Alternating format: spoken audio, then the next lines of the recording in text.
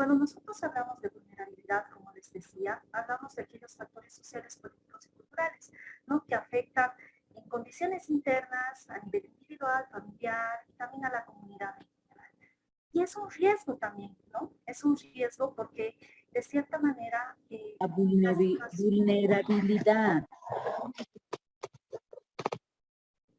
por favor, no sé si serían tan amables de apagar su micrófono. Gracias. Entonces, cuando decíamos de estas condiciones internas, que hablamos de la parte personal, de la parte cognitiva, afectiva, emocional, también hablamos de aquellos riesgos, ¿no? Riesgos también que se presentan a nivel familiar, como que, vamos a decirlo, situaciones de violencia, vamos a decir, no sé, situaciones de abandono, vamos a ver un poco de lo que es el consumo de alcohol y drogas, ¿no? Vamos a ver algunas conductas delictivas, tal vez que se presenten en los progenitores, en los padres, en el referente afectivo, que es todo lo que se viene en el entorno y en las situaciones que nosotros a nivel individual, los niños, niñas, adolescentes y a nivel personal, las familias, los papás no pueden controlar, ¿no? Entonces, ¿y qué reacciones también nosotros tenemos ante ello, ¿no? Entonces, vemos cómo la exposición de las personas en el riesgo varía, o sea, varía en función de su grupo social, de su sexo, del grupo étnico, del lugar donde viven. Entonces, la vulnerabilidad sí se presenta como un factor de riesgo, evidentemente. Sin embargo, esta vulnerabilidad no se puede decir que tiene el mismo nivel o el mismo grado o el mismo momento en todos los niños, niñas, adolescentes y en todos los grupos familiares. Hay detonantes que pueden, no sé, afectar, hay detonantes que pueden repercutir en estos, ¿no? Como ser el género, como lo había dicho anteriormente, la región donde viven, incluso los recursos económicos, todo eso, ¿no?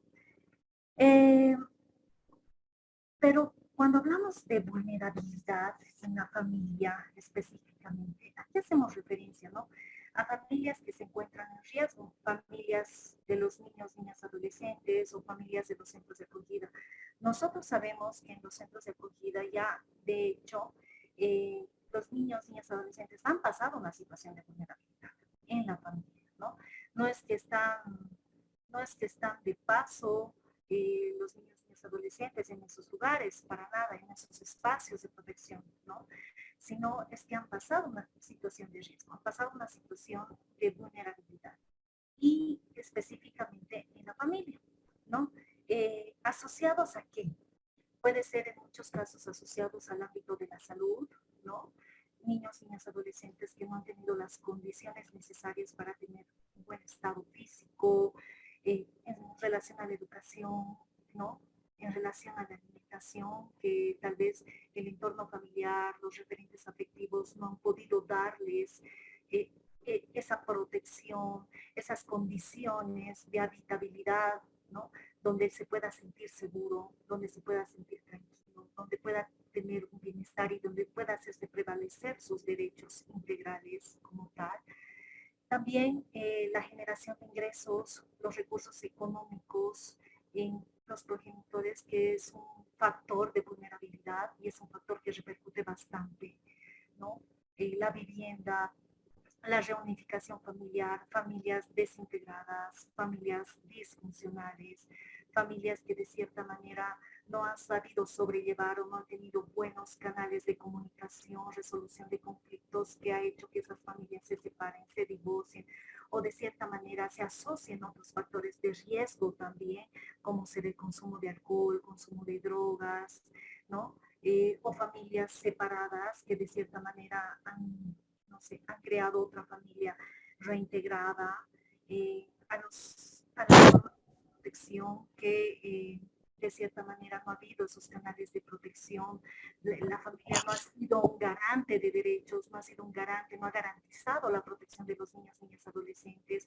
Ha habido situaciones de violencia, la participación también tanto de la familia como de los niños, niñas, adolescentes, la identificación, que no se sentían identificados, que no hay una identidad personal ni una identidad de origen, de cierta manera afecta, ¿no? Y como vemos, esta vulnerabilidad en la familia no es que sean entes aislados, Al contrario, son entes bastante unificados que uno conlleva al otro y al otro y al otro. Entonces, en ese sentido, ya se viene lo que es aspectos más fuertes que nos llevan a nosotros a ver lo que es una separación como tal de niño, niña, adolescente con su entorno familiar y lo que se viene con lo que es la violencia, ¿no? Entonces, cuando hablamos de vulneración específicamente en las familias, se encuentran se refiere a las familias que se encuentran en riesgo debilitadas o quebrantadas por el contexto en el que se desarrollan prácticamente. Ejemplo, una familia convencional, todos sabemos que una familia convencional que se encuentra en pobreza tendrá mayores dificultades para conseguir una buena calidad de vida, evidentemente afectará en el funcionamiento y dinámica familiar. Entonces, ¿qué quiere decir, no? Una familia que sea mamá, papá, hijitos, que es lo que nosotros estamos acostumbrados a ver, lo que nosotros o muchos de ustedes tenemos ese referente de familia que ahora en la actualidad evidentemente ha cambiado, que se encuentran donde no va a tener aquellos recursos necesarios para poder combatir, ¿no? Lo que es la prevención de la separación de niño y niña adolescente. Entonces es más frecuente o hay más probabilidades de una persona que se encuentre en este factor de riesgo de recursos económicos y de pobreza pueda separarse de niño y niña adolescente. Pero ante esto hablamos de los factores de riesgo también, ¿no? Entonces, cuando hablamos de factores de riesgo, uno de los determinantes para que haya este tipo de separación del niño y adolescente, porque cuando hablamos de separación, no solamente hablamos pues de una separación física, se puede decir, sino también una separación psicológica, una separación social, una separación afectiva, emocional, que en muchos casos es sumamente importante, ¿no? Entonces, en ese contexto, en los factores de riesgo, tenemos que ver primero los escenarios de la violencia, ¿no? Primero a nivel familiar, que sí se presentan con los referentes familiares, ya les dije, todo eso con los padres, con la madre, con los tíos, con los abuelos o con algún referente donde el niño pueda vivir, ¿no? Con el padrino, que se presentan esas situaciones. Y también es el extrafamiliar, porque la violencia, que es un factor de riesgo, vamos a decirlo así, no solamente se presentan en el entorno familiar o con los referentes afectivos, también se presentan en diferentes entornos como ser la escuela, ¿no? También se presenta o se ha presentado en muchos casos en los mismos centros de acogida o en otros entornos donde niños se más acostumbran, qué sé yo, en la casa de los amigos, con los compañeros de colegio, en diferentes situaciones, ¿no? Entonces, el hogar y el ámbito familiar debería representar el espacio de protección de las niñas, niñas adolescentes, pero se ha convertido en un lugar donde se vulneran al extremo sus derechos. Ahora nosotros en la actualidad vemos los... Entonces, cuando nosotros hablamos justamente de estos factores de riesgo, como les decía, el hogar y el ámbito familiar deben representar un espacio de protección de los niños, niñas, adolescentes. O sea que el espacio familiar nos debería garantizar a nosotros que los niños, niñas, adolescentes se encuentran protegidos, se encuentran cuidados, tienen una calidez de vida óptima, ¿no? Sin embargo, en el último tiempo se ha convertido en un lugar donde se vulneran al extremo, pero sus derechos.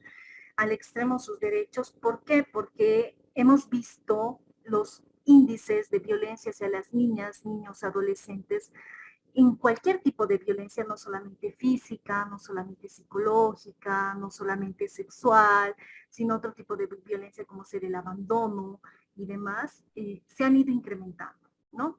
Entonces, al irse incrementando, este ámbito familiar, este espacio familiar representa pues un espacio o un factor de riesgo para los niños y niñas adolescentes. Entonces decimos que la violencia, particularmente en los primeros años de vida, afecta la estructura del cerebro y genera un deterioro permanente en las capacidades cognitivas, emocionales, además predisponen conductas de alto riesgo y de comportamientos antisociales. Aquí había puesto justamente un gráfico donde, voy a poner con el mouse, donde aquí es un niño de 3 años, ¿no? Que prácticamente vive en un entorno familiar, en una familia convencional, tiene buenas relaciones tiene un buen funcionamiento y dinámica familiar. Entonces vemos cómo es el desarrollo de su cerebro. Y aquí hay un niño que ha sufrido y que también es de niño de 3 años, no tiene una, vamos a decir, no es una familia convencional, es una familia monoparental que solamente vive con uno de los progenitores. Eh, Sin embargo, en su entorno familiar ha pasado situaciones de violencia. Como ven, la diferencia es bastante amplia o bastante visible, donde el desarrollo del niño que vive en un entorno familiar adecuado, óptimo, vamos a decirlo de esa manera, y el otro que es todo lo contrario, el desarrollo es realmente eh, es grande, ¿no? Se puede ver que el desarrollo de un niño que ha sufrido violencia es por lo menos de 2 años, la diferencia, ¿no? Y afecta no solamente la parte cognitiva, también afecta la parte afectiva emocional. Y la parte afectiva emocional en los niños, niñas, adolescentes que han sufrido algún tipo de violencia, realmente es necesario trabajarlas a nivel ya terapéutico, a nivel ya individual, incluso a nivel ya familiar.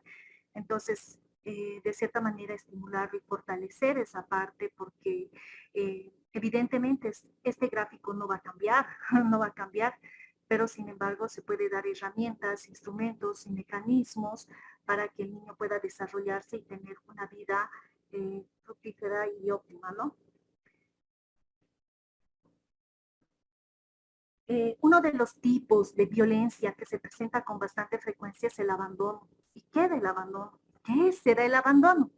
Cuando la familia intencionalmente no satisface las necesidades vitales de los niños, niñas, adolescentes y lo hace descuidando de manera imprudente su bienestar, ¿no? Pero cuando decimos necesidades vitales, no solamente hacemos referencia a lo que es condiciones de habitabilidad, como ser alimentación, como ser salud, educación, no sé, diferentes factores que de cierta manera son parte de la protección que nosotros les vamos a dar a los niños, niñas, adolescentes, ¿no? De igual manera, el niño, niña, adolescente carece de un ambiente seguro y apoyo emocional por parte de los adultos. Cuando hablamos de abandono, hablamos también de abandono simbólico y abandono físico. Cuando hablamos de abandono físico, que es el que se presenta con más frecuencia, hablamos de que van los padres y lo dejan al niño, hay una separación física donde los padres no asumen la responsabilidad que deberían asumirla, no asumen con el cuidado y no asumen con la protección de este niño, niña, adolescente. Sin embargo, ahora se ha dado bastante lo que es el abandono simbólico, ¿no?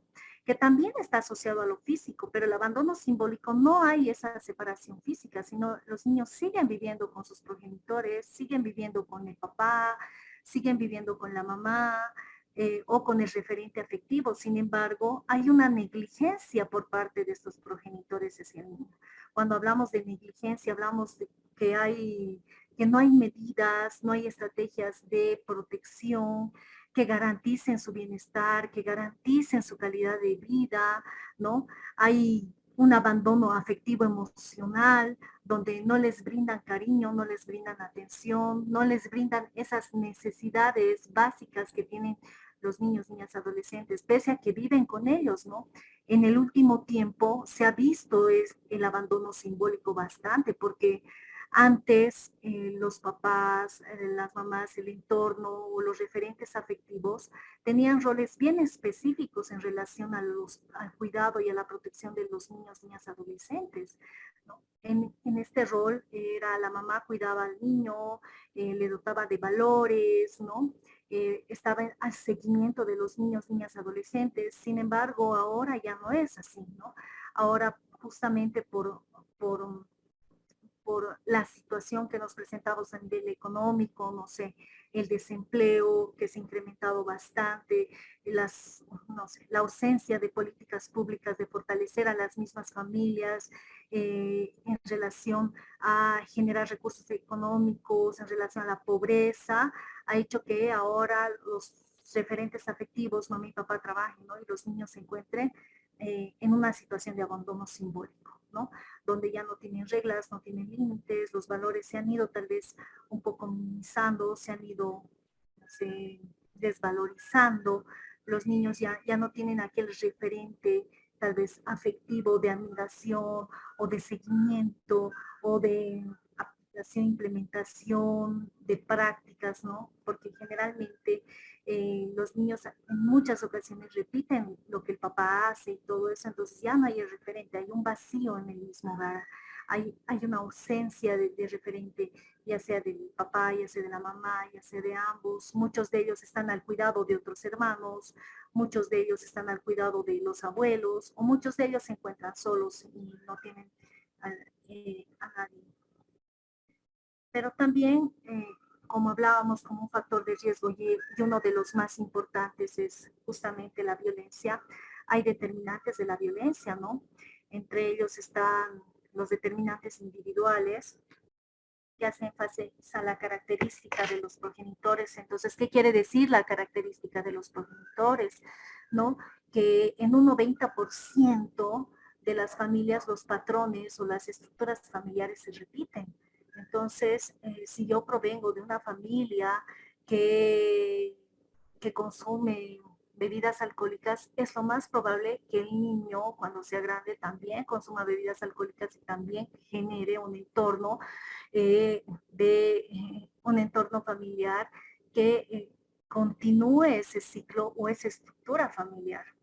También están los determinantes del desarrollo humano, de los ciclos vitales, ¿no? Cómo es que el niño o la niña o el adolescente ha sido planificado, no ha sido, no sé, situación de una violación, ha sido un embarazo en la adolescencia, entonces también ese tipo de situaciones repercute en la parte individual y es un determinante de la violencia también. Otra parte importante es la educación, ¿no? Los bajos niveles de educación, el aspecto social que ahorita lo voy a tocar, que me parece muy importante, la falta de capacidades, la falta de fortalezas, el fortalecimiento familiar en los progenitores, también hacen que se incida a la violencia a las niñas adolescentes. La historia de vida, que creo que es muy importante, tanto de los progenitores como de los niños, niñas, adolescentes, cómo han ido desarrollando en el proceso del tiempo, cómo se han ido adaptando a los diferentes cambios, a las diferentes situaciones que se les presentan. Y la falta de capacidades parentales, ¿no? Los papás no tienen una orientación, se direccionan bajo, ya les dije, estructuras familiares, repetimos patrones en muchas ocasiones, y especialmente en el área rural se ve mucho esto del énfasis social, cultural, que es muy fuerte, ¿no? En los papás, ¿no? Donde aún está permitido lo que es el castigo, ¿no? Aún está permitido direccionarlos o direccionarlos, entre comillas, voy a poner así, o educarlos o disciplinarlo con una acción violenta, ¿no? Todavía está permitido eso. Otro determinante de la violencia sería los aspectos familiares, ¿no? Cuando hablamos de aspectos familiares, hablamos de la estructura, ¿no? ¿Cómo está estructurada la familia? ¿Es una familia convencional? ¿Es una familia monoparental? ¿Es una familia, no sé, reestructurada? Hay diferentes tipos de familia. La dinámica y el funcionamiento de la familia es una familia desintegrada, es una familia disfuncional, posiblemente. ¿Qué relaciones tiene la familia? Aquí podemos dar un ejemplo claro cuando ha venido justamente la pandemia en la gestión 2020, donde hemos entrado en cuarentena y donde se han visto que las familias tenían que estar pues en un mismo entorno todo el día por muchos meses. Entonces eso ha generado altos índices de violencia porque no había ese contacto del padre, madre con el niño, con la niña, con el adolescente, no había ese canal de comunicación afectiva, ese canal de comunicación empática, ese canal de comunicación asertiva. Entonces los conflictos se han ido presentando y al tener este tipo de carencias afectivas, parentales, tener este fortalecimiento, los papás no han podido controlar esa situación y obviamente desencadenado una conducta violenta, ¿no? Entonces, es bien importante esto de lo que es la comunicación, el clima, en la dinámica y el funcionamiento. Pero también aquí viene lo que es el apego tomándolo como aquel vínculo afectivo inicial que tienen los progenitores con el niño, ¿no? La depredación afectiva, la resolución de conflictos, como lo acabo de decir. También tienen aquellos determinantes socioeconómicos ambientales.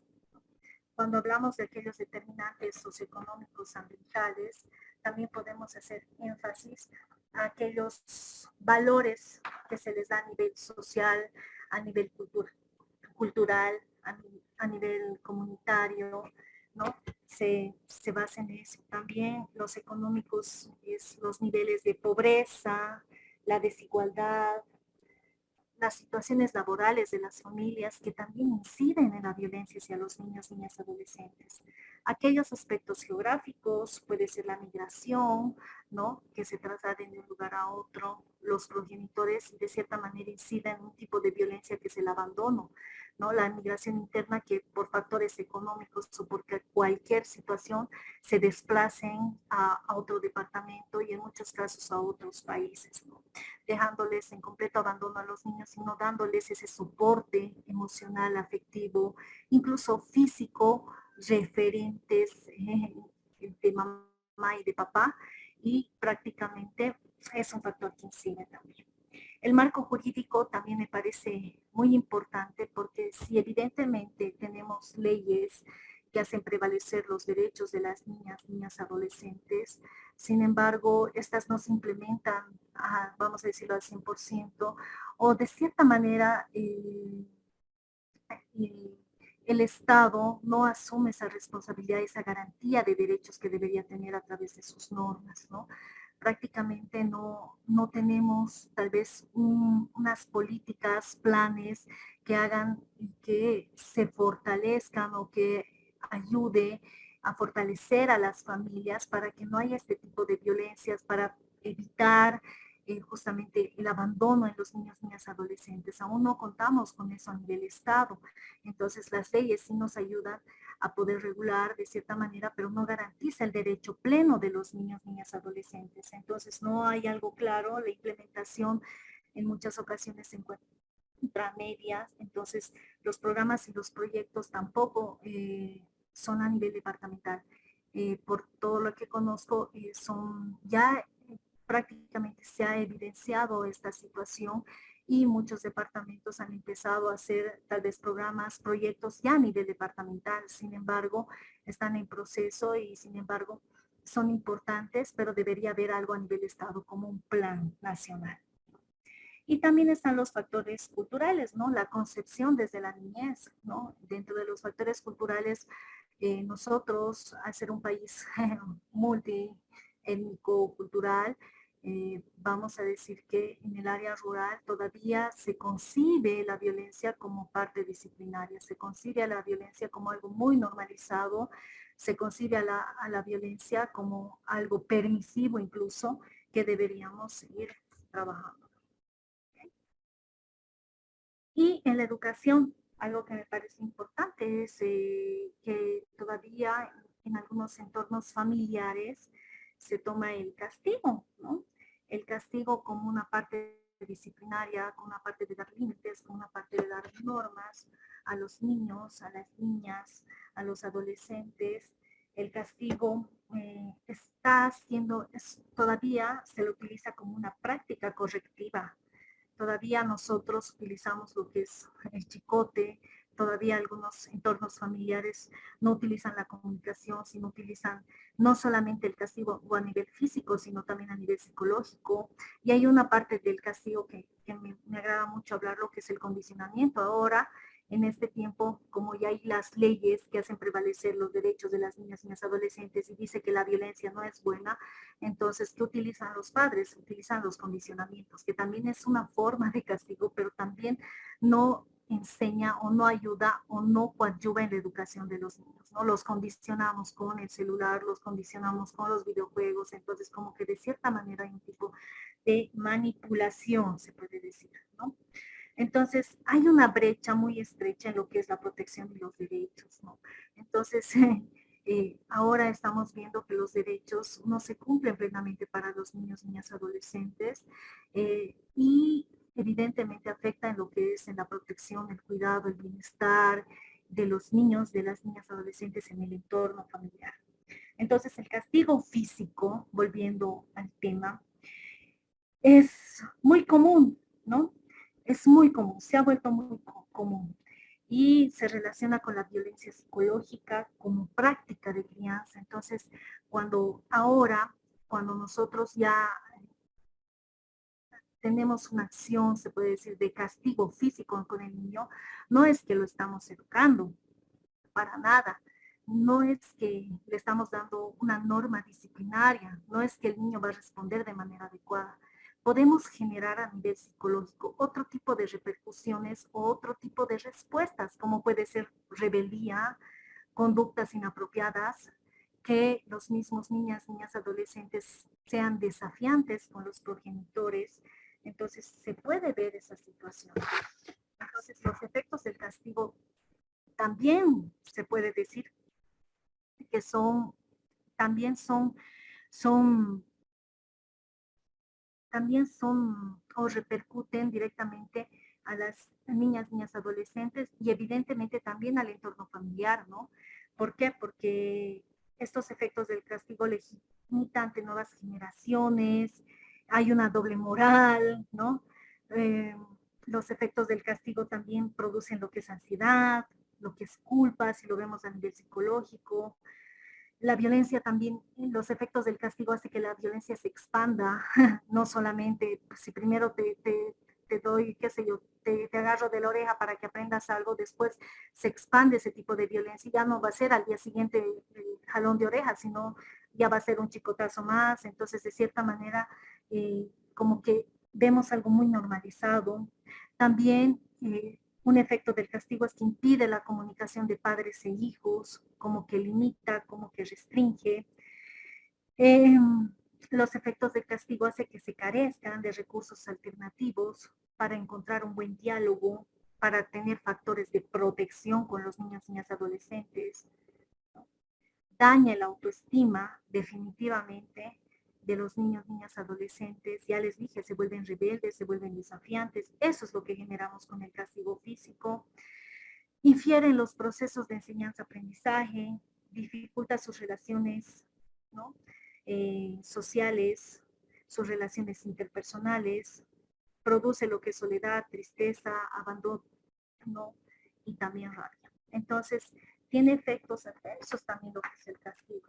No es, de cierta manera, algo o una salida o una alternativa para, para para que haya estos factores de protección o de educación que sería lo más adecuado.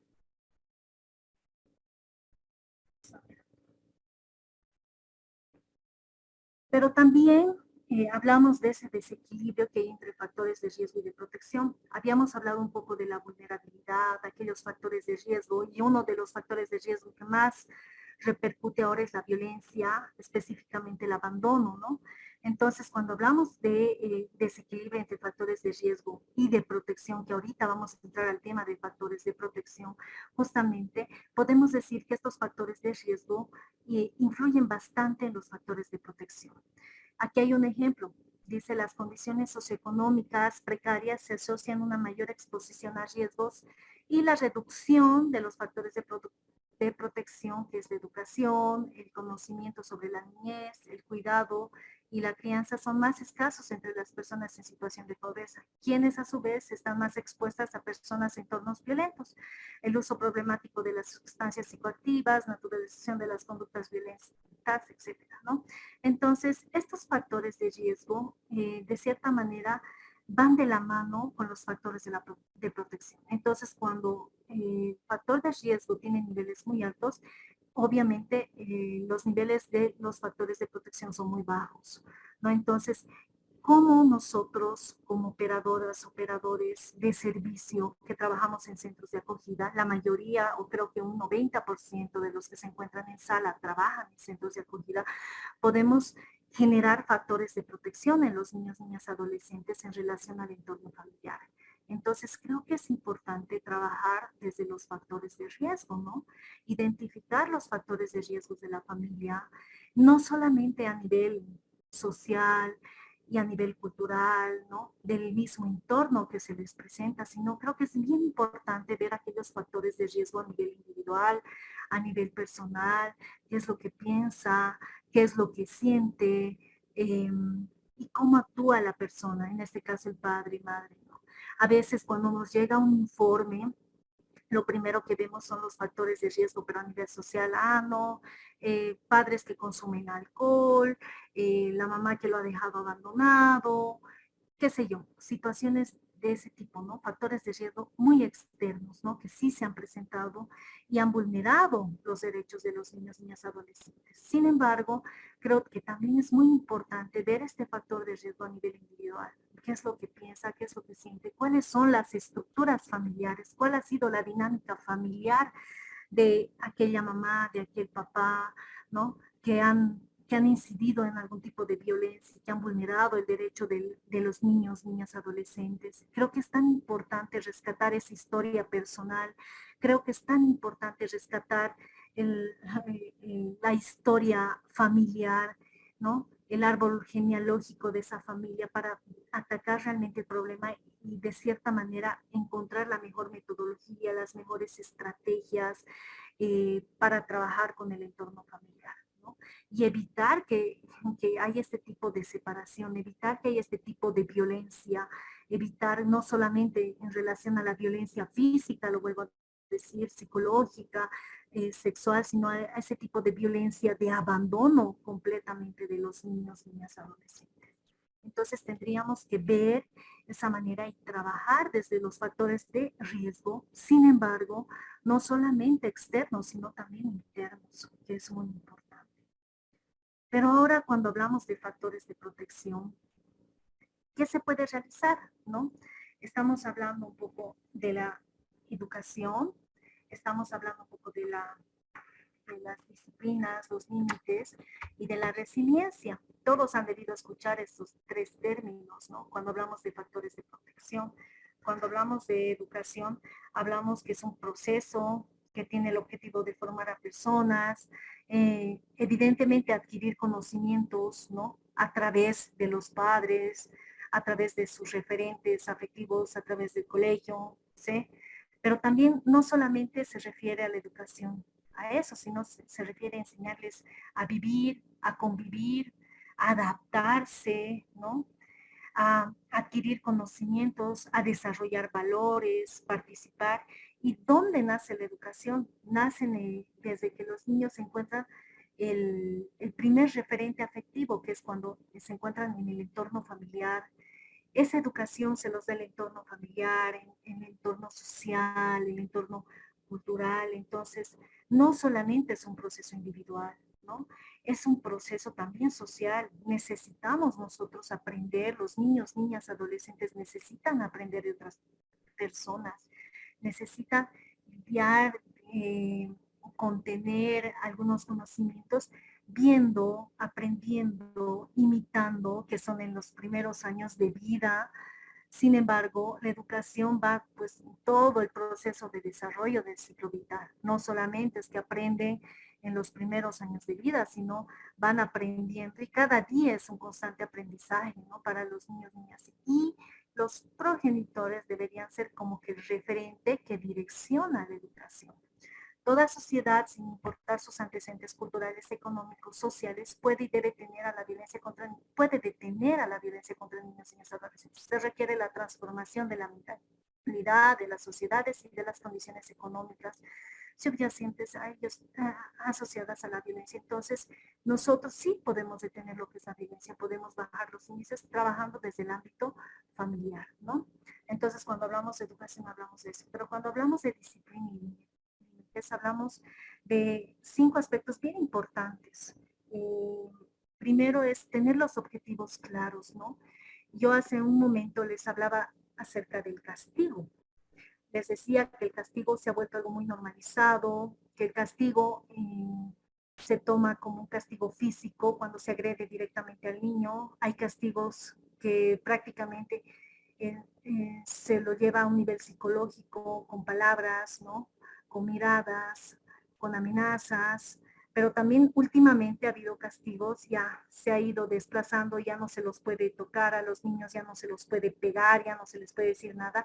Sin embargo, ahora se utiliza mucho lo que es el condicionamiento, ¿no? Que les decía que los condicionamos a los niños para que hagan algo, que también es un tipo de castigo. Entonces, para eso nosotros, para poner disciplina y límites, pero sin necesidad de utilizar la violencia, tenemos que tener un objetivo claro, ¿no? ¿Qué es lo que queremos del niño, niña, adolescente? ¿No? En primera instancia, son objetivos a corto plazo o objetivos a largo plazo. El niño hace algo, la niña hace algo. ¿Qué es lo que nosotros hacemos, no? Entonces, objetivos a corto plazo, en ese momento resolvemos el problema y generamos respuestas que nosotros esperamos. No te vas a portar mal porque, es un ejemplo que les digo, no te vas a portar mal y vamos a ir a pasear, un tipo de condicionamiento, ¿no? El niño se porta bien solamente por ir a pasear. Es un tipo de violencia, es un tipo de condicionamiento, sin embargo, es a corto plazo, porque ahora el niño no es que se va a portar bien todas las oportunidades, no es que se va a portar bien todas las oportunidades, sino al contrario, ¿no? Sino él cada vez que quiere ir a pasear se va a portar bien. Entonces, de cierta manera, son objetivos a corto plazo. Son objetivos que en el momento nosotros queremos queremos que el niño tome una actitud de esa manera, la obtenemos y ya. Pero también están los objetivos a largo plazo. Estos objetivos a largo plazo nos ayudan a nosotros a establecer límites y generar valores en los niños, pero ¿a través de qué? A través de normas, a través de comunicación, a través de asertividad. Entonces, eso sí nos va a llevar a nosotros, sin necesidad de utilizar un tipo de condicionamiento o algún tipo de castigo que nos dé respuestas inmediatas, sino sí nos va a llevar para que el niño se porte bien durante un proceso de vida, hasta que sea adulto, ¿no? También estamos hablando de la estructura, ¿no? Cuando hablamos de disciplinas y límites, hablamos de estructura. ¿Pero qué es la estructura? La estructura es dar directrices claras de comportamiento. La estructura es explicar claramente las razones. A veces nosotros imponemos a los niños, vas a hacer esto, pero no les explicamos qué es lo que realmente o por qué lo tiene que hacer. Solamente direccionamos a lo que nosotros queremos. La estructura es apoyar y ayudar al niño a aprender nuevas cosas. La estructura también es ser un modelo para el niño. Ya les dije, en los primeros años de vida, según la teoría también hay un psicólogo que habla de una teoría que es la teoría de imitación. Entonces, los niños imitan lo que es el padre, ¿no? El padre y la madre. Entonces, nosotros tenemos que ser un modelo positivo del niño. Entonces, por eso es tan importante fortalecer las capacidades familiares. La estructura es alentar al niño a desarrollar sus pensamientos, ideas, no limitarlas, no cohibirles, ¿no? Sino al contrario, darles más elementos, más mecanismos para que el niño pueda desarrollar exclusivamente lo que son sus propios pensamientos, ideas, que pueda opinar, que pueda participar. La estructura es resolver problemas, que el niño aprenda a resolver problemas, que el niño pueda, de cierta manera, tomar decisiones de acuerdo a un análisis, de acuerdo a las directrices que tal vez sus padres le han orientado, le han enseñado, ¿no? Pero también está lo que es la calidez, ¿no? Asegurar que el niño se sienta seguro en un entorno familiar óptimo, asegurar que el niño se sienta amado. Es tan importante para los niños tener tal vez ese referente de cariño, de afecto, mostrar amor en palabras y en acciones también. No solamente es decirlo, ¿no? Te quiero y luego lo pegas, no, al contrario, es mostrar amor en palabras y también demostrarle que lo amas, ¿no? Entonces, reflexionar cómo los niños piensan a esa edad. Creo que es bien importante eh, los que identificar en el niño, niña, adolescente, que no se los debe tratar de la misma manera. Entonces, es bien importante que los progenitores, que los padres, que la familia identifiquen, ¿no?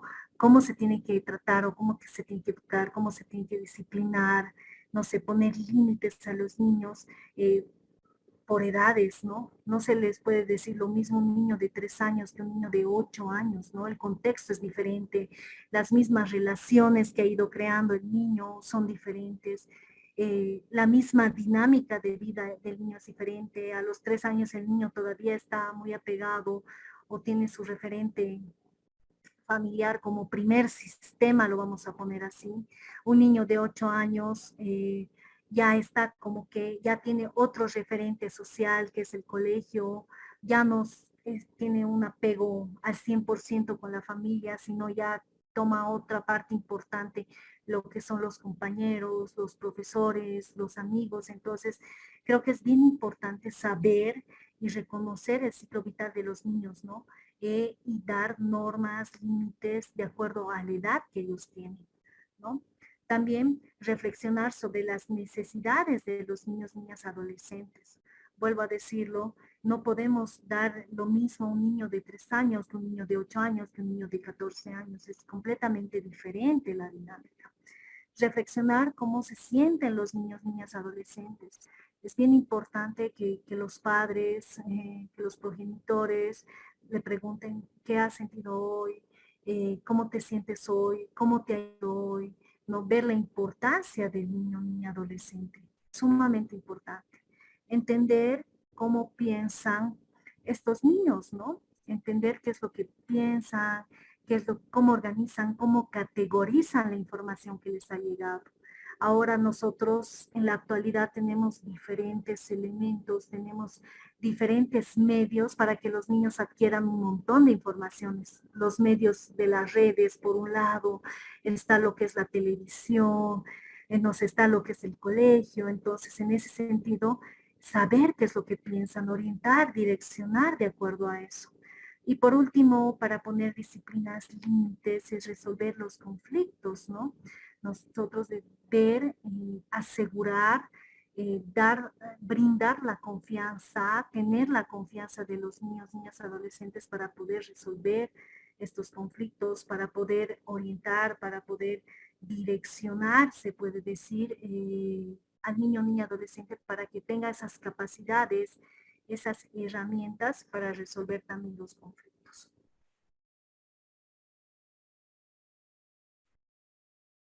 Pero también dentro de los factores de protección habíamos hablado de la educación, habíamos hablado de lo que son la, la disciplina, los límites, pero también habíamos hablado de un factor sumamente importante, que en este caso es la resiliencia, ¿no? Todos saben qué es la resiliencia. Cuando nosotros hablamos de resiliencia, hablamos de aquella capacidad, bueno, el término que todos utilizan, ¿no? Bueno, aquella capacidad de superar aquellas situaciones difíciles, ¿no? Sin embargo, hay una gran diferencia en lo que es ser resiliente y crear conductas resilientes también.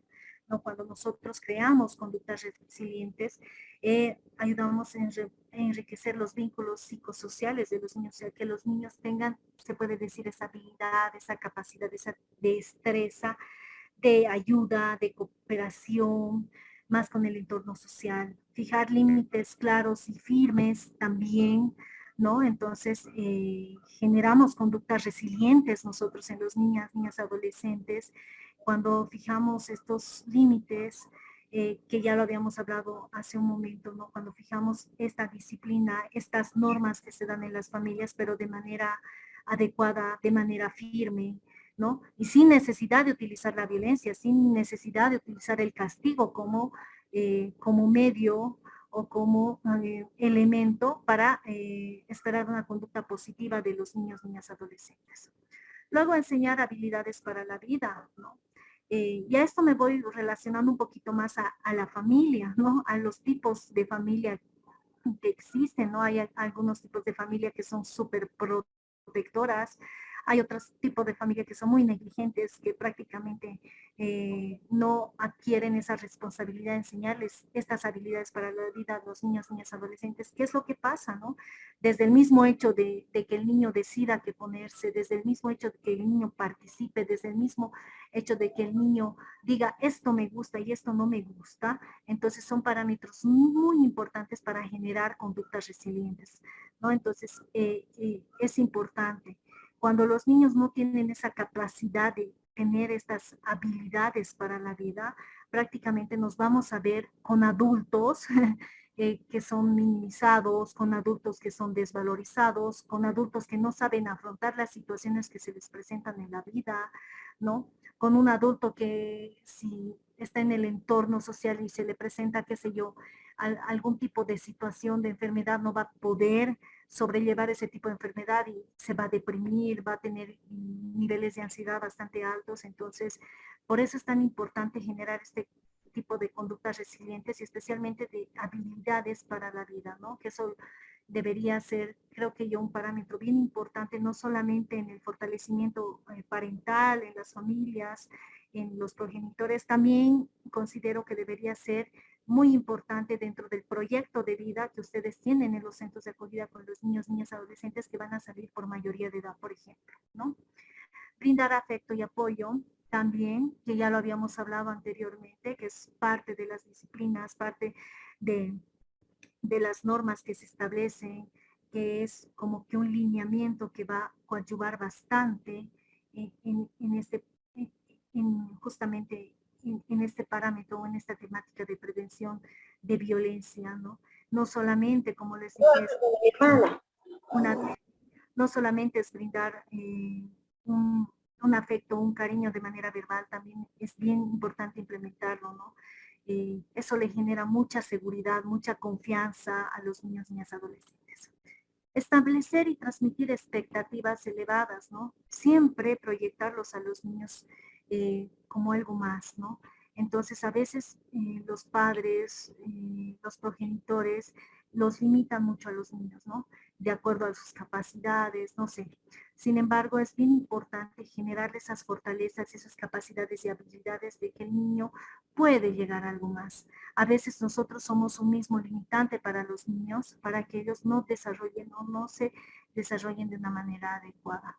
Brindar oportunidades de participación significativa. Como les decía, a veces nosotros como progenitores imponemos reglas, imponemos normas, pero nunca participan los niños. Nunca les decimos, ¿te parece bien? ¿Te gustaría eso? O nunca les aclaramos, o prácticamente les decimos, vas a ir al médico porque vas a ir y punto, ¿no? Y no le aclaramos y no le decimos al niño por qué es importante que vaya al médico, por qué es importante cuidar su salud, porque es uno de sus derechos. Entonces, de cierta manera, el niño solamente obedece, ¿no? Y se limita o se restringe ese tipo de participación que debería tener.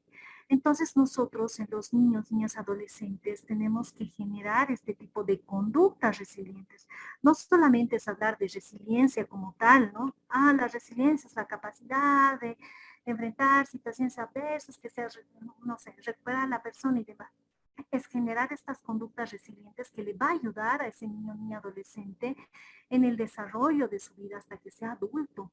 Entonces estos parámetros, estos 6 parámetros que son muy importantes para generar estas conductas resilientes, ¿no? Y esto se lo debería trabajar a nivel familiar, se lo debería trabajar también en los centros de acogida con los niños, niñas, adolescentes que tenemos en esos espacios, ¿no? Porque si bien nosotros hablamos de resiliencia, muy pocos de los niños, niñas, adolescentes tienen esta capacidad resiliente de poder superar las situaciones que han atravesado. Sabemos que los niños han atravesado una situación de violencia, de abandono, de separación o cosas o situaciones en ese aspecto, pero no trabajamos lo que son conductas resilientes, ¿no?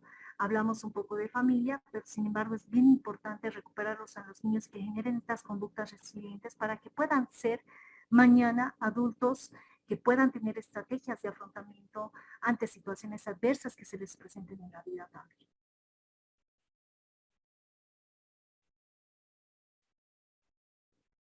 Los fortalecimientos de lazos familiares, viéndolo también como un tema bien importante dentro de los factores de protección, vamos a decirlo así, para prevenir lo que es la separación de los niños, niñas, adolescentes con su entorno familiar. Creo que hay que tomar en cuenta algo bien importante, identificar aquellas necesidades de las niñas, de los niños, ¿no? Todas las niñas, los niños tienen derecho a vivir en condiciones y contextos donde sus necesidades puedan satisfacerse. Entonces ahora la pregunta es, ¿realmente se cumple eso? ¿Realmente se pueden satisfacer todas las necesidades de los niños, niñas, adolescentes? ¿Realmente nosotros en el entorno familiar que tenemos nosotros con nuestra familia podemos cumplir eso. Y ahora me pregunto también, ¿no?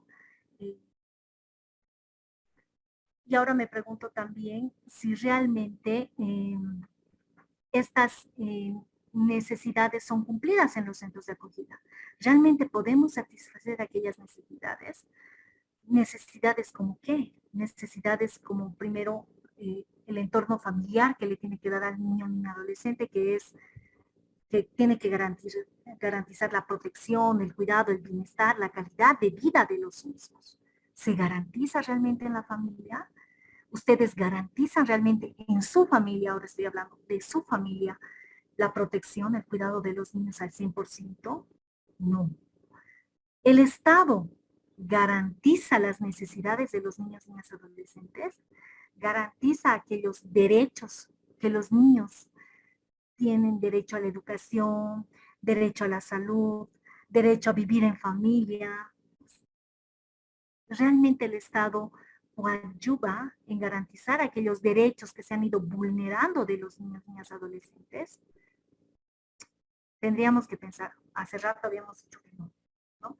Que no hay un plan integral, que no hay realmente políticas públicas que puedan ayudar a garantizar todos los derechos de los niños.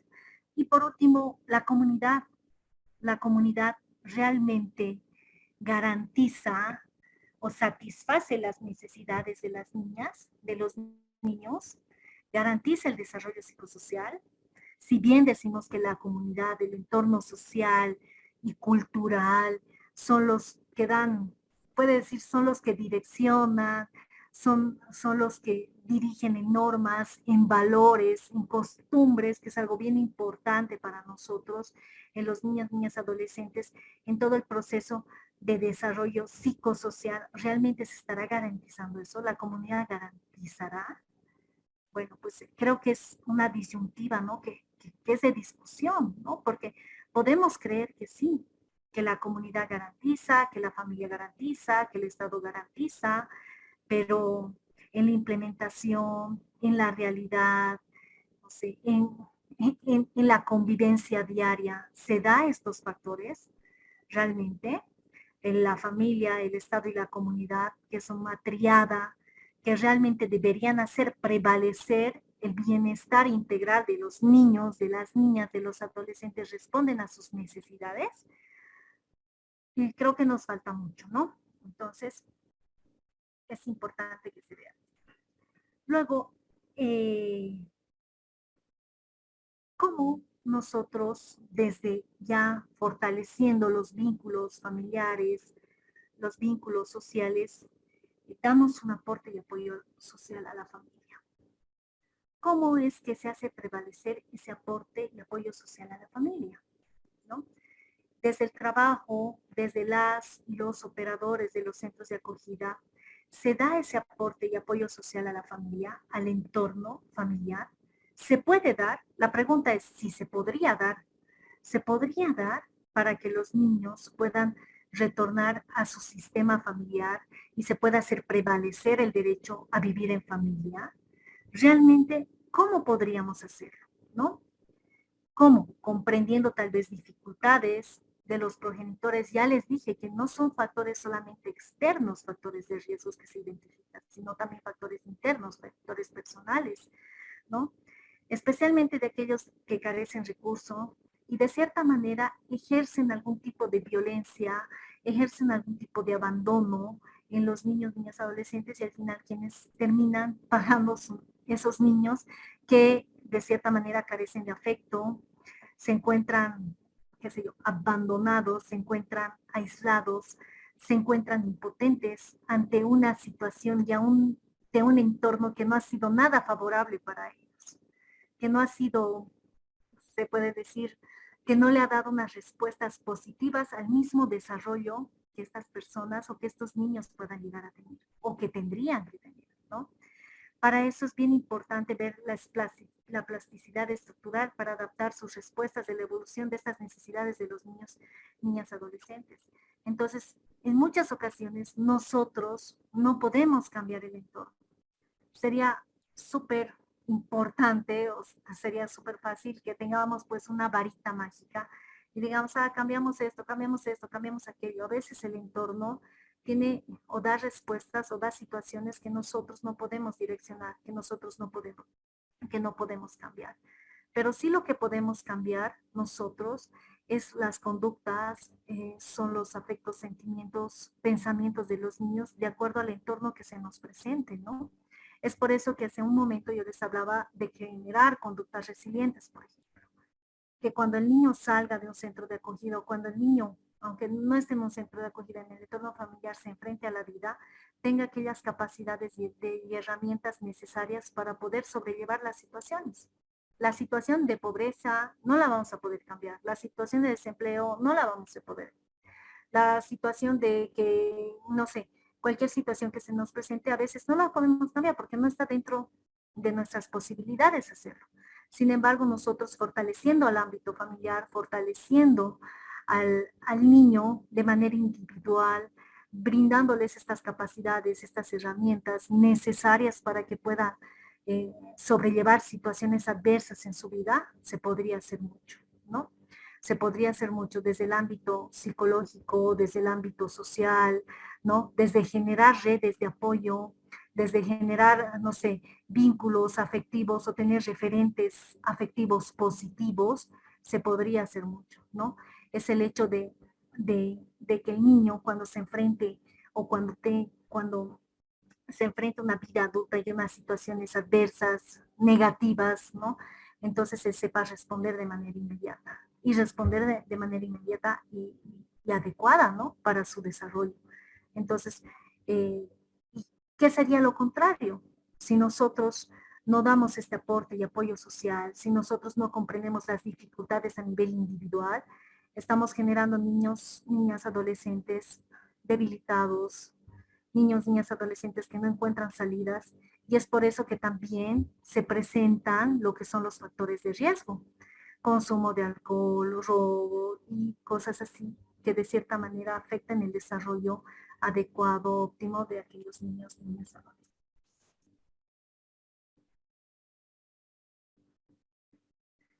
Entonces, cuando hablamos de esa satisfacción de necesidades de los niños, de las niñas, hablamos pues no solamente de aquellas necesidades fisiológicas, ¿no? Hablamos de necesidades de lazos afectivos, ¿no? Hablamos de aquellas necesidades sociales, aquellas necesidades cognitivas, aquellas necesidades de valores, eh, las necesidades fisiológicas hacen mucha referencia a lo que es habitabilidad, eh, ámbito de salud, las condiciones, el alimento, necesidades orgánicas, físicas que el niño necesita para sobrellevar, ¿no?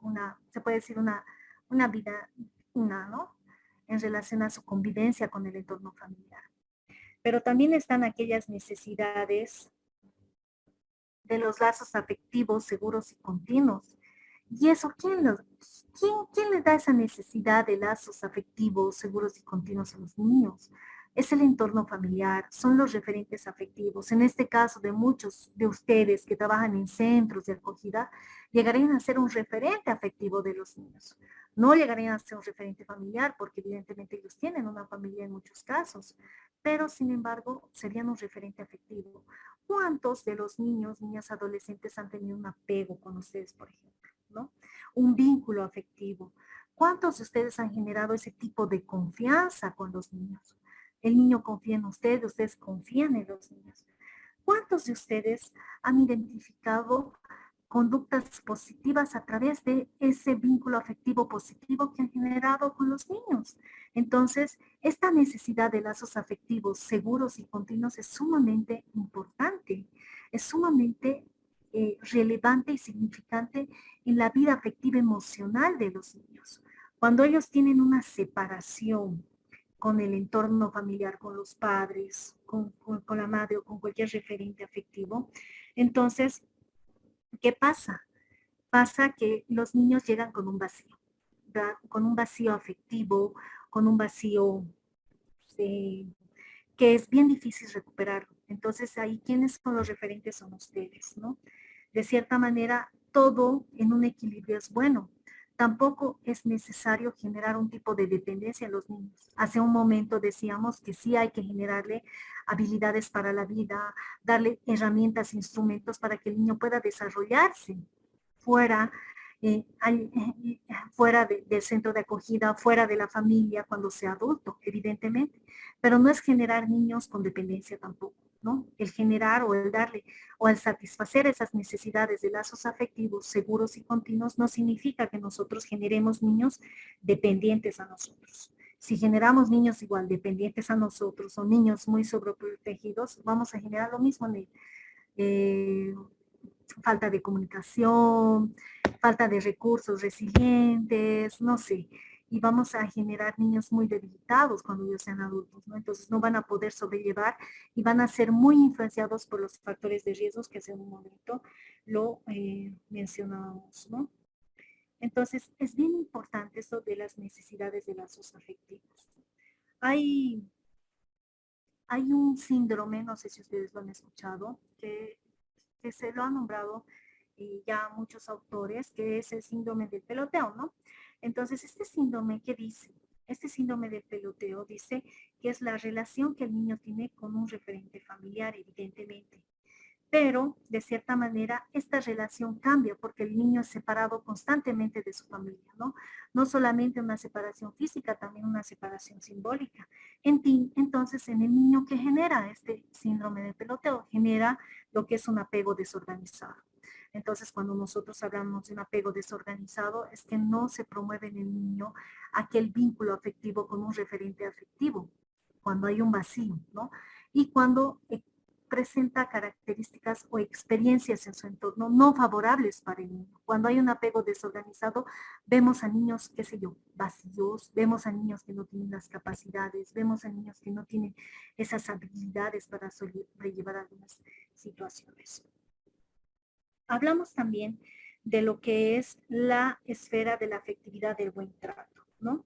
Entonces, ¿qué es la esfera de la afectividad del buen trato? Cuando hablamos de aquella esfera de la afectividad del buen trato, hablamos de aquellas necesidades vinculadas al apego seguro. Hace rato, cuando habíamos hablado del apego desorganizado, cuando el niño no tiene un referente, cuando el niño realmente tiene un vacío, se siente así, en la esfera de la afectividad del buen trato, estamos hablando de un apego seguro. ¿Y cómo se genera un apego seguro?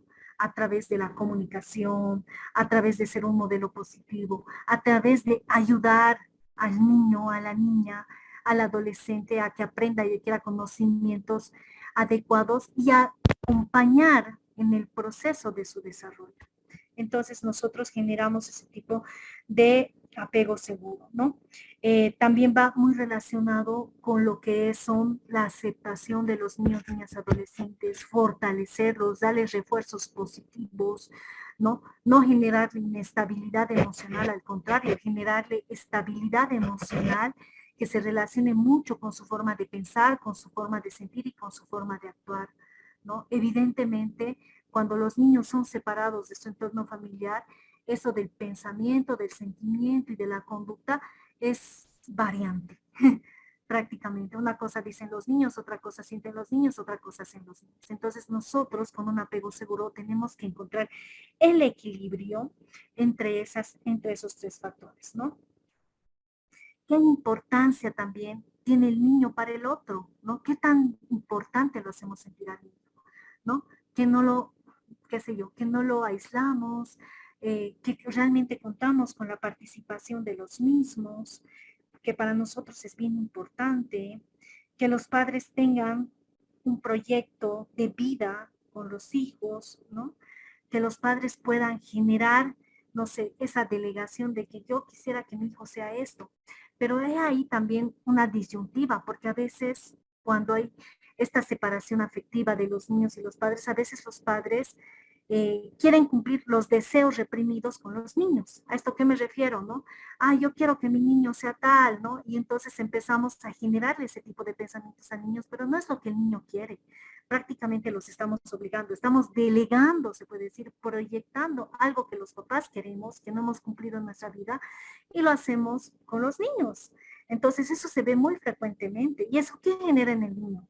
Genera malestar, genera también indefensión, genera también un tipo de angustia, un tipo de tristeza, porque no está siendo partícipe en lo que realmente le gusta, sino está obedeciendo algo que le gusta al papá y por satisfacerlo al mismo lo hace. Entonces es bien importante ver esto de la esfera de la afectividad, del buen trato, pero direccionándolo de una manera positiva. También estamos hablando de aquellas necesidades sociales, ¿no? Que hablamos de la comunicación, que es muy importante, la comunicación afectiva, la comunicación asertiva, la comunicación eficaz con los niños, ¿no? Hablamos del buen trato, hablamos de aquella necesidad social, de cómo los niños perciben la realidad, de cómo los niños perciben su comunidad a nivel social, a nivel comunitario. Ya les dije, la información de los niños les llega de los entornos, del entorno familiar, del entorno social y del entorno cultural. Desde el primer desarrollo de los niños hasta por lo menos sus 6 años, ellos van adquiriendo todo tipo de información y vamos creando ya estructuras cognitivas formales, primarias, superiores, para que nosotros nos podamos desarrollar posteriormente en nuestra vida, ¿no? Luego hablamos de aquellas necesidades cognitivas, la capacidad de los niños, cómo piensan, cómo analizan, cómo reflexionan, ¿no? Es bien importante ver eso de las necesidades cognitivas de estimulación, ¿no? Cómo vemos crecer, cómo acompañamos, cómo coadyuvamos a los niños en este proceso, en esta etapa, la experimentación, cómo los niños aprenden a través de la práctica, cómo los niños se relacionan con su entorno, qué tipo de relación, qué tipo de interacción puedan llegar a tener ellos, ¿no? Si es positiva, si es negativa, ¿no? ¿Cómo puede ser esto de la experimentación dentro de las necesidades cognitivas de los niños un factor de protección para los mismos, ¿no? Y por último, dentro de las necesidades cognitivas igual se encuentra el refuerzo, ¿no? Reforzar, darle seguimiento a los niños como un factor de protección, no sé, de retroalimentar lo que los niños hacen, si opina algo, si participa en algo, ver que los niños, que las niñas, que los adolescentes se sientan retribuidos por el referente afectivo, retribuidos por los progenitores, retribuidos por el entorno social. Lo has hecho muy bien, realmente es valorable lo que has hecho, el darle un gesto de cariño y de amor es bien importante. Y por último está la necesidad de valores, que eso lo da netamente lo que es la familia y lo da lo que es el entorno también, ¿no? Entonces, cuando hablamos de aquel vínculo afectivo y la importancia en las relaciones familiares, hablamos evidentemente de lo que es el apego, ¿no? El apego, el expresar el afecto, también el educar con afecto, implica también establecer aquellas normas. Cuando nosotros hablamos de apego, hablamos de aquel vínculo afectivo que se da en el inicio, que se da en aquella primera etapa del niño y su vínculo que tiene con el entorno familiar, en este caso con la mamá, en este caso con el papá, mientras no sé, pasa el tiempo, ya pues identifica un vínculo ya afectivo con los tíos, con el abuelo o con algún otro referente en el desarrollo de su vida, ¿no? Entonces este apego es bien importante, este vínculo que les ayuda a los niños tal vez a generar aquellos recursos, a generar aquellas herramientas para su vida, ¿no? Pero hay diferentes tipos de apego, ¿no? Está el apego seguro, que es el que hemos hablado, está el apego desorganizado, está el apego evitativo, está el apego ambivalente, ¿no? En el apego evitativo es que los niños prácticamente omiten a la familia, no hacen referencia a nadie de la familia, prácticamente se centran en el entorno, ¿no? Y viven su vida en relación al entorno, no a la familia, porque no ha habido ese vínculo afectivo. En el apego ambivalente es cuando los niños tienen se puede decir, un vínculo muy tóxico con la familia, ¿no?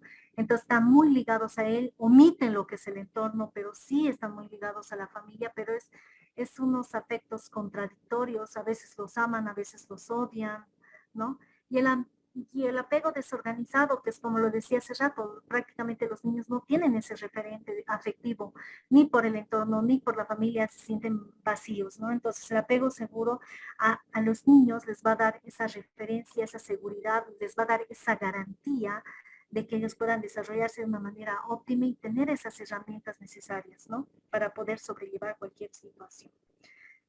Luego, el educar con afecto implica también establecer normas y límites. Ya habíamos hablado de estas normas, ya habíamos hablado de los límites, que es bien importante, ¿no? El educar con afecto no es que yo pueda ser bastante permisivo con el niño, ¿no? A veces confundimos eso. El educar sin violencia es no pegar, no gritarles y demás, etcétera, ¿no? Pero no, el educar con afecto implica también ponerle normas y límites. No implica que el niño pueda desarrollarse, no me puedes pegar, no me puedes gritar y demás, así que yo voy a hacer lo que quiera, para nada, ¿no? El educar también implica que nosotros podamos poner normas y límites. Pero ¿cómo? A través de la negociación, a través de otras herramientas, a través de darles más afecto, más cariño a los niños, a las niñas, a los adolescentes. Entonces es bien importante ver esto de educar con afecto, que implica también establecer normas, que implica también establecer límites, ¿no? Entonces es bien importante ver esto en el proceso educativo, no solamente en el entorno familiar, también en el entorno del colegio, que es un refuerzo. El colegio es un refuerzo prácticamente. El colegio no le va a dar normas y límites a los niños, la familia sí los da, ¿no? En el caso de ustedes, de los operadores que trabajan en centros de acogida, es bien importante establecer normas y límites, pero de acuerdo a la participación también que tengan los niños, de acuerdo a sus gustos, de acuerdo con lo que les decía hace rato, ¿no? Con la disciplina positiva que podríamos dar, que es estructura, que tener los objetivos claros, tener ese tipo de calidad, de calidez, establecer los conflictos, entonces sí se podría llevar a cabo eso. Y es sumamente importante dentro del desarrollo de los niños y dentro del, de los factores de protección que los mismos deberían tener para evitar o para prevenir cualquier situación de separación a través de la violencia y del abandono.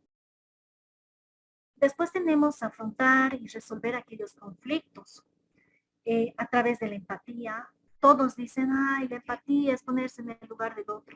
Ahora mi pregunta es, ¿realmente nos podremos poner en el lugar del otro? ¿Realmente nosotros tendremos esa capacidad de podernos poner en el lugar del otro? ¿Qué será realmente la empatía? ¿Realmente será eso? Todos lo confundimos con eso. Sin embargo, la empatía, yo no me voy a poder poner en el lugar de la otra persona, porque no soy esa persona.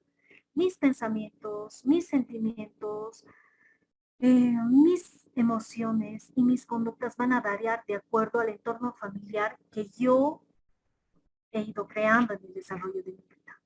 Ya les dije, las estructuras familiares en un 90% se repiten, ¿no? Y al repetirse, pues no van a ser las mismas estructuras familiares que mi compañera, ¿no ven? Que mi compañera Mónica. Ella va a tener unas estructuras familiares distintas porque ha vivido en un entorno diferente. Entonces yo no voy a poder ponerme en el lugar de ella si ha pasado una situación difícil, si ha pasado algún tipo de violencia, si ha pasado una situación de abandono, ¿no? Entonces lo que nosotros podemos hacer con la empatía es comprender la situación y trabajarla desde ahí. Pero no solamente comprender la situación del niño, de la niña, del adolescente, sino también comprender la situación de la familia. Comprender, yo nunca me voy a poder poner en el lugar de una familia que pasó una situación de riesgo o pasa que es una familia en situación de vulnerabilidad. Jamás me voy a poder poner yo en el lugar de ellos porque yo no he pasado esa situación de riesgos, yo no he estado en esa situación de vulnerabilidad. Pero sí puedo hacer es comprender su situación y trabajar desde ahí. Trabajar y fortalecer a la familia desde la comprensión, ¿no? Otro término es la comunicación, que nos ayuda a afrontar, a resolver los problemas. Pero ¿qué comunicación? El diálogo entre padres e hijos, el diálogo entre los mismos padres en los centros de acogida, entre los mismos niños, generar ese tipo de comunicación adecuada, ¿no? La comunicación, la escucha activa, Cuando nosotros hablamos de escucha activa o hablamos de escucha activa, es bien importante saber no solamente oír, no solamente que me entre por acá y me salga por acá, sino analizar, procesar la información que nos quieran dar, ¿no? Realmente ponerle atención, poder ayudar al niño, a la niña, al adolescente a expresarse de manera adecuada, a expresar sus emociones, a que pueda eh, sacar lo que piensa, ¿no? Y nosotros tener esa capacidad de poder escuchar y darle importancia a lo que nos dice también. Porque una cosa es que, yo le escuche y bla, bla, bla, pero otra cosa es que le demos importancia a lo que nos dice. Los niños se dan cuenta, no es que no. Los niños saben que cuando dicen algo, saben si realmente le estás dando el valor a lo que dice o no lo dice. Pero igual con la familia, ¿no? Cuando nosotros trabajamos con el entorno familiar, tenemos que tener esa capacidad de escucha. A veces, inconscientemente, y lo voy a decir inconscientemente, sin darnos cuenta, ¿qué es lo que pasa? A veces cuestionamos, a veces juzgamos, a veces nos oponemos y a veces incluso nos vemos conflictuados con la misma familia por la misma situación que está atravesando. Entonces creo que se puede decir un indicador de la comunicación y de la buena comunicación, de la comunicación eficaz, llegaría a ser el escucha. Aquella escucha activa donde podamos comprender, podamos escuchar, podamos entender y podamos dejar que las personas se puedan expresar de manera adecuada, se puedan expresar de manera correcta y pueda haber una comunicación asertiva. O sea, no es que en la comunicación asertiva no es que nosotros le limitemos a la persona que se comunique, para nada, sino nosotros promovemos que se comunique, que diga lo que quiera decir, pero de una manera que no afecte a los otros, que no le afecte ni a él mismo, sino con palabras de una manera, se puede decir, más diplomática, ¿no? Entonces, tenemos que generar eso en las familias también. Luego está por último lo que es la negociación. Cuando hablamos de negociación, hablamos de aquellos acuerdos, vamos a decirlo así, que se establecen no solamente con la familia, no solamente con el niño, niña, adolescente, que creo que es bien importante trabajar desde esos dos ámbitos, ¿no? Para evitar lo que es la separación o para prevenir lo que es la separación del niño, niña, adolescente eh, con su entorno familiar. Creo que la negociación es un parámetro bien importante. Es una estrategia que se utiliza mucho, más que todo con los adolescentes, ¿no? Los niños son, se puede decir, son más flexibles de trabajar con ellos porque comprenden, porque aceptan, porque te escuchan, porque realmente los niños les gusta aprender, les gusta compartir, les gusta convivir, les gusta comunicarse, son más simpáticos. Cuando llegamos a la adolescencia ya es un poco más complicado porque se atraviesa diferentes tipos de cambios, no solamente biológicos, no solamente psicológicos, también sociales. Entonces, en ese sentido, la negociación es un parámetro bien importante, ¿no? Entonces, dentro de la negociación tenemos, no sé, que identificar primero qué es lo que ha pasado, cuál es el problema, proponer posibles soluciones, pensar, ¿no? O identificar de las posibles soluciones cuál es la mejor para el niño, niña, adolescente, cuál es la mejor para la familia, elegir otras alternativas, si es que tal vez algún tipo de, no sé, de solución no me puedas llegar a, a resolver el problema como tal. Entonces, ver alternativas, identificar. Entonces, todas las personas pasamos por conflictos, ¿no?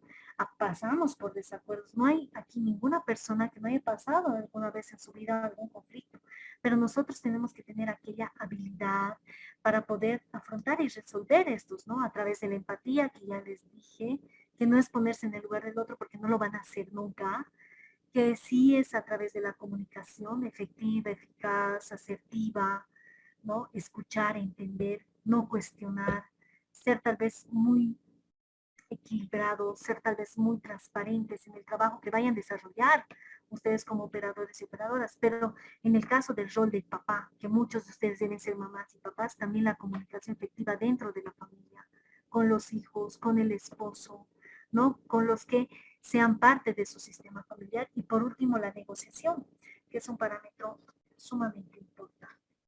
Entonces, como vemos, dentro de la prevención de la separación del niño, niña, adolescente, se presentan situaciones de vulnerabilidad, se presentan factores de riesgo, se presentan factores también de protección.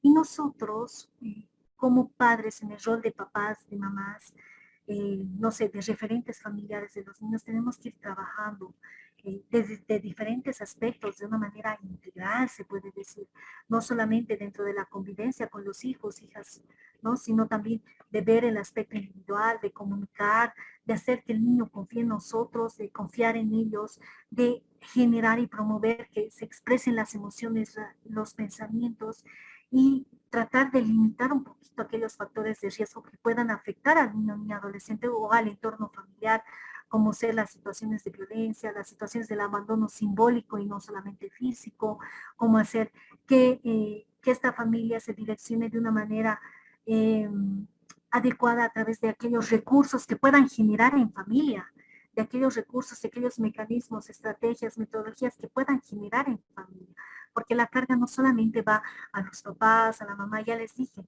también es una responsabilidad del niño, de la niña, del adolescente, si se establece aquellos vínculos, aquellos círculos adecuados, pero también es una responsabilidad de la comunidad, de la sociedad, y por último es una responsabilidad del Estado, ¿no? Creo que es bien importante mencionarlo al Estado porque el Estado es el que nos debería dar a nosotros aquellos parámetros, el Estado es el que debería darnos a nosotros aquellos planes para fortalecer, para encontrar estrategias y para que se pueda disminuir los casos de violencia, ¿no? Entonces, para que vean que aquellos factores de protección sí los podemos trabajar. Si tenemos tal vez la información, los canales adecuados y tenemos las estrategias adecuadas para distintos entornos familiares. Las familias son distintas, los niños son distintos. Siempre he escuchado a los operadores, a las operadoras de los centros de acogida que me decían, es dependiendo del caso. Siempre me decían, es dependiendo del caso, es dependiendo del caso. Entonces, sí, es dependiendo del caso. Nosotros cuando hacemos este tipo de intervenciones en los centros de acogida y fortalecemos a la familia, es dependiendo de la familia.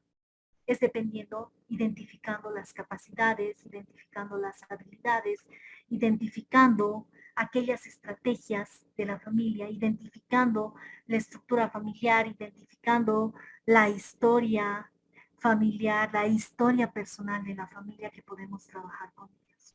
No es centrarnos solamente en el trabajo con el niño, tiene que ser algo integral, tiene que ir de la mano.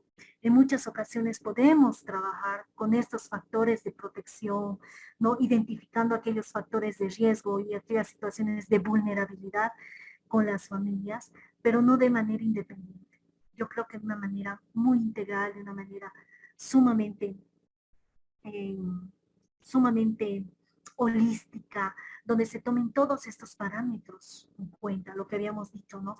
El parámetro social, el parámetro jurídico, no sé, aquellos vinculantes que hacen que exista violencia también, aquellos factores de la educación, aquellos factores del castigo y demás situaciones. Entonces tenemos que tomar diferentes aspectos para trabajar con las familias que se nos presenten y para fortalecerlos y para evitar que haya esa separación o ese tiempo de separación muy prolongado, donde los niños, niñas, adolescentes ya no reconozcan a su entorno familiar como familia, ¿no? Que prácticamente se sientan ya abandonados y desvinculados. Y el objetivo, bueno, es hacer prevalecer ese derecho que los niños tienen, que es el derecho a la familia. ¿Okay? Ahora vamos a ver un videito. Gracias. Pretextos para conversar.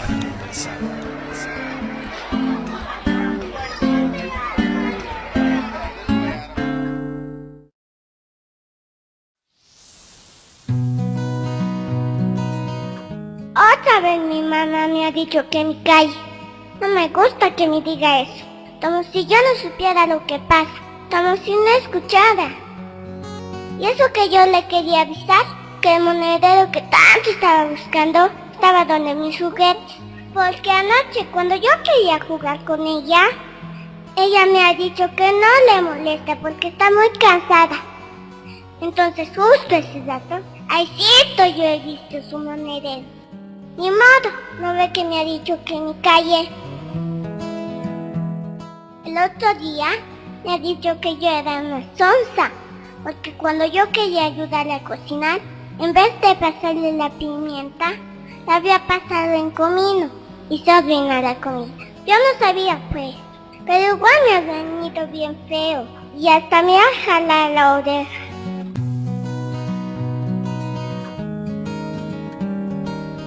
A veces pienso que mis papás no me quieren, tal vez no querían que yo nazca. Por eso cuando mi papá llega de su trabajo, no me saluda. Y cuando salimos a la calle, bien rápido camina. Y no se da cuenta que yo no puedo caminar igual, me canso más rápido. El otra vez me había estado durmiendo en mi bus. Cuando se da cuenta, me ha reñido nomás.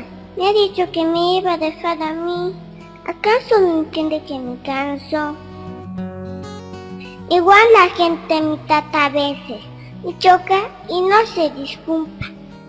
Y cuando vamos a almorzar al restaurante, la señora, mis papás nomás les preguntan. Y cuando traen los vasos, solo trae para los dos. A mí nada. Pero no es conmigo nomás.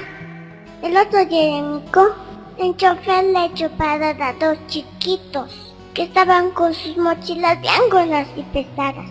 Y eso que ellos habían pagado su pasaje.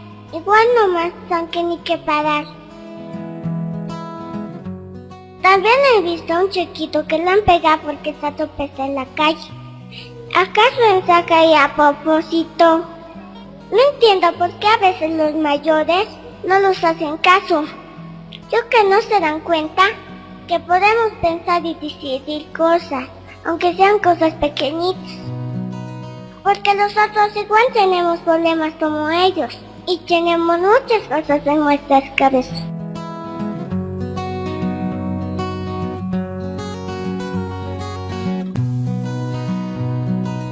¿Por qué será que no podemos vivir bien con nuestros niños y niñas? ¿Será que olvidamos todo lo que pasamos cuando teníamos su edad y sentíamos frustración al ser ignorados? ¿Podremos crear un ambiente donde se sientan realmente tomados en cuenta para que puedan crecer sin resentimientos y no se conviertan en adultos que descarguen sus enfados y frustraciones en los niños y niñas que son quienes menos se lo merecen?